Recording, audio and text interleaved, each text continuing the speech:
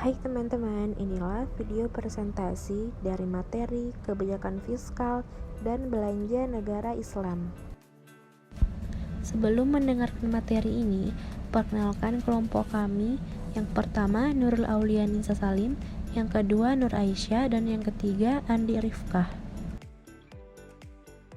Materi yang pertama adalah kebijakan fiskal. Menurut Sadono Sukirno, kebijakan fiskal adalah langkah-langkah pemerintah untuk membentuk perubahan-perubahan dalam sistem pajak atau dalam perbelanjaan dengan maksud untuk mengatasi masalah-masalah ekonomi yang dihadapi. Selanjutnya, tujuan dari kebijakan fiskal. Tujuan utama kebijakan fiskal adalah bertanggung jawab atas warga negaranya dari kemiskinan dan krisis ekonomi.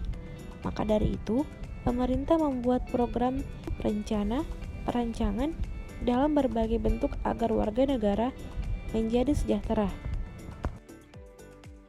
Adapun tujuan kebijakan fiskal diantara lain ialah 1.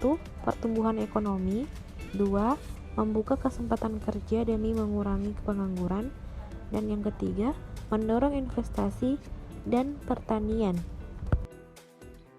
Selanjutnya, fungsi dari kebijakan fiskal. Kebijakan fiskal mempunyai beberapa fungsi, yaitu yang pertama, fungsi alokasi. Dengan fungsi alokasi ini, kebijakan fiskal sangat berperan aktif dalam mengalokasikan dan mengatur faktor-faktor produksi yang sudah ada di masyarakat secara lebih rinci, detail, dan maksimal. Selanjutnya, fungsi distribusi. Dengan fungsi distribusi, kebijakan fiskal berfungsi sebagai instrumen mediasi untuk mendistribusikan yang dihasilkan oleh kegiatan ekonomi. Selanjutnya, fungsi stabilisasi. Fungsi stabilisasi bertujuan untuk menghasilkan stabilisasi ekonomi di suatu negara. Selanjutnya, dampak positif dan negatif dari kebijakan fiskal. Adapun dampak positifnya ialah 1. Cepatnya perputaran uang, 2. Lowongan pekerjaan banyak terbuka, 3. Keuntungan pengusaha bertambah. Dampak negatifnya ialah 1. Naiknya harga barang dan jasa, 2. Mangkraknya proyek pembangunan, dan 3. Berkurangnya kesadaran masyarakat untuk menabung. Selanjutnya adalah instrumen kebijakan fiskal. Bagiannya terbagi dari 2. Yang pertama wajib, yaitu zakat, kharaj, jizyah, dan usyur. Yang kedua secara sukarela, yaitu infak, sedekah, hibah, dan wakaf. Materi selanjutnya adalah belanja negara Islam. Belanja negara Islam atau anggaran pendapatan dan belanja negara yang disingkat APBN dalam khazanah literasi Islam sering disebut sebagai Baitul Mal. Baitul Mal adalah pos yang dikhususkan untuk semua pemasukan dan pengeluaran harta yang menjadi hak kaum muslimin dan warga negara. Setiap harta yang menjadi hak kaum muslimin, baik diambil dari kaum muslimin dan non-muslim, menjadi harta Baitul Mal.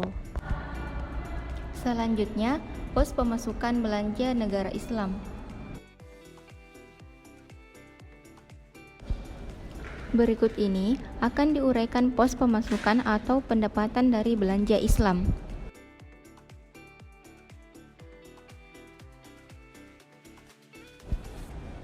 Yang pertama, zakat, kedua wakaf, ketiga nawaib, 4 jizyah, dan 5 kharaj.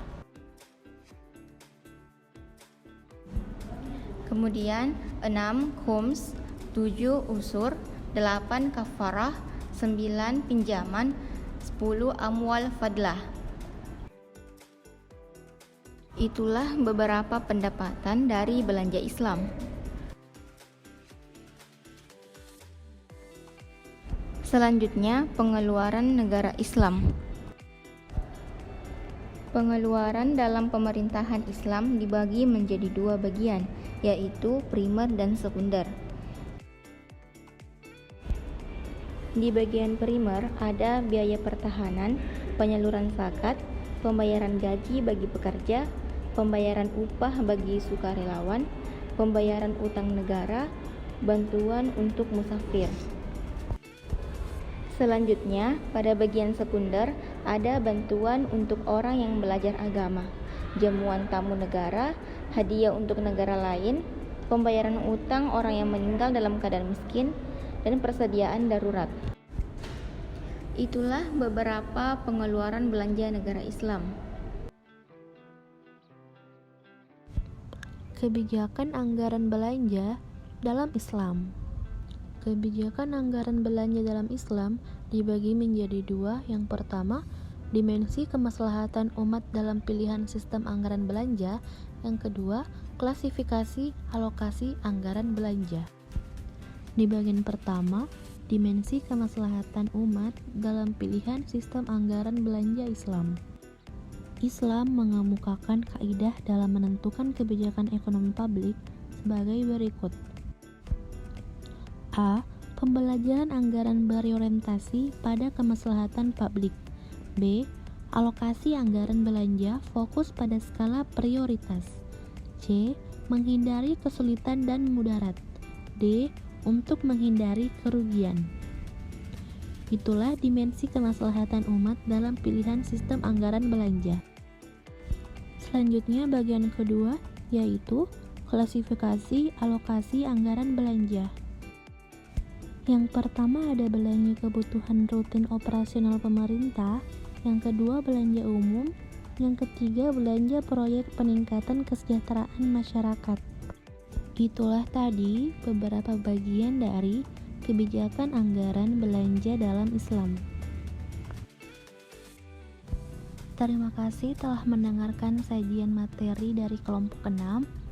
Kekurangannya mohon dimaafkan. Wabillahi taufiq wal hidayah. Wassalamualaikum warahmatullahi wabarakatuh.